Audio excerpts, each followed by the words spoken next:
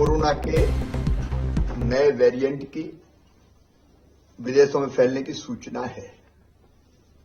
अभी तक भारत में नए वेरिएंट की उपस्थिति की कोई सूचना नहीं है, लेकिन सावधानियां अत्यंत जरूरी है।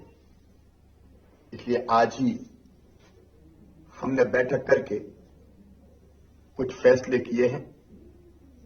एक हमने निर्देश दिए हैं कि दूसरे देशों से मध्य प्रदेश में आने वाले यात्रियों के संबंध में भारत सरकार के सर्विलांस के नियमों का कड़ाई से पालन किया जाए। 1 महीने में जितने भी लोग अंतर्राष्ट्रीय उड़ानों से यहां आए हैं, आगमन जिनका हुआ है, उनको चेक करना और अगर कोई पाया जाता है संदिग्ध तो उसको आइसोलेशन में रखना।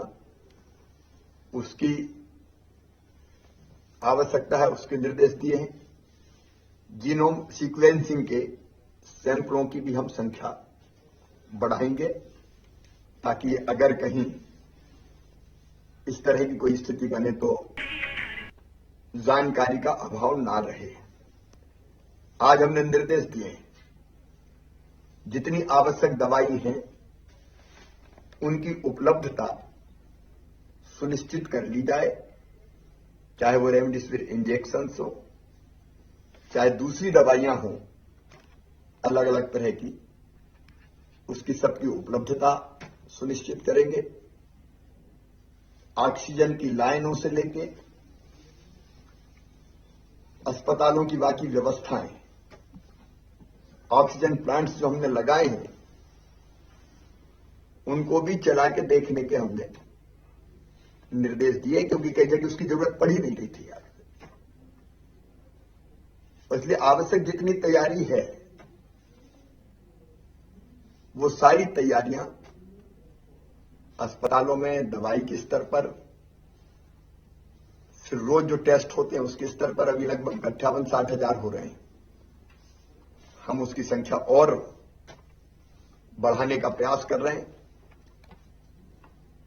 फिर भारत सरकार और WHO के निर्देशों का पूरी तरह से पालन करेंगे, उस दिशा में भी निर्देश दिए हैं, कार्रवाइयां हम करेंगे। एक जिसमें सबसे ज्यादा सावधानी की जरूरत है, हमारे 18 साल से कम उम्र के बच्चे, तो उनका टीकाकरण नहीं हुआ है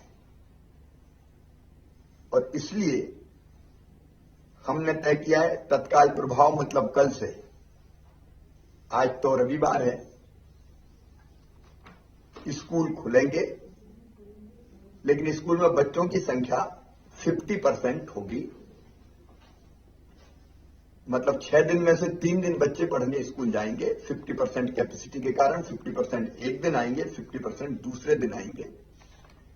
उसके साथ ही स्कूलों को ऑनलाइन क्लासेज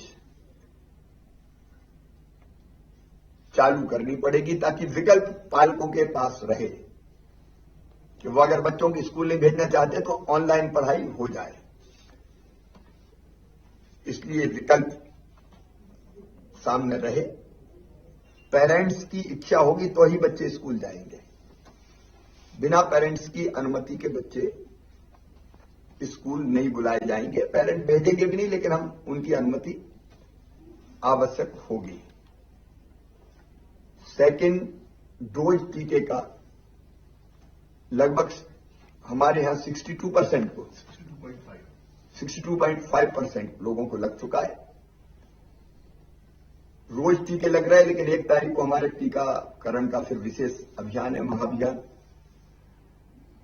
सभी से मैं अपील करता हूं कि पूरी ताकत से जुट के जो शेष बचे हैं सेकेंड डोज के लिए या फर्स्ट के लिए भी कोई शेष बच गया है तो उसका टीकाकरण पूरा हो जाए। 29 तारीख को पहले से ही मेरा तय था कलेक्टर एसपी के साथ वीडियो कॉन्फ्रेंसिंग का। उसमें हम कोविड की पूरी समीक्षा करके सभी आवश्यक निर्देश कल कलेक्टर्स को, एसपी को, संबंधित और अधिकारियों को, कमिश्नर, आईजी सबको दिए जाएंगे। प्रदेश पूरी तरह से अलर्ट पर रहेगा। 1 तारीख को सवेरे मैं 10 बजे क्राइसिस मैनेजमेंट कमेटियों से चर्चा करूंगा। क्राइसिस मैनेजमेंट कमेटी हमारे जिलों की, मंडलों की, ब्लॉक्स की और पंचायतों की, और सबको हम तैयार रखेंगे कि अगर तीसरी लहर आती है तो उससे लड़ने के लिए हम कमर कस के तैयार रहें, क्योंकि बिना समाज के सहयोग की ये लड़ाई जीतना कठिन होता। पहले भी समाज के सहयोग से हम लोग जीते हैं। मास्क लगाना और दूरी बनाना। अभी हम कार्यक्रमों पर प्रतिबंध नहीं लगा रहे, हम लोग नजर रखे हुए हैं स्थिति पर, वो देखेंगे। लेकिन ये अपील और आग्रह सभी प्रदेशवासियों से है कि कार्यक्रम में जाएं लेकिन मास्क लगाए रहें, यथासंभव दूरी बनाए रखें, हाथ पहले की तरह साफ करते रहें, और जरा भी लक्षण अगर दिखते हैं तो तुरंत टेस्ट, वैसे भी टेस्ट में सहयोग करें लेकिन तुरंत टेस्ट करवाएं। अभी स्थिति चिंताजनक नहीं है। प्रमुख रूप से 2 शहरों में ही पॉजिटिव केस आ रहे हैं, इंदौर और भोपाल में, और उनकी संख्या भी ऐसी नहीं है जो आज हमारे मन में डर पैदा करे, लेकिन सावधानी जरूरी है, क्योंकि इंदौर से फिर बाकी जगह मालवा और निमाड़ में और भोपाल से आसपास अगर संक्रमण फैला तो वो फैलता है, और इसलिए कॉन्ट्रैक्ट ट्रेसिंग,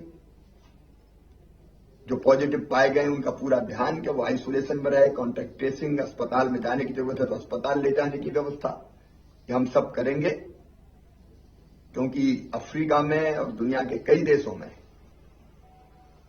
ये जो नया वेरिएंट है वो और ज्यादा तेजी से फैलता है, ऐसे समाचार आ रहे हैं।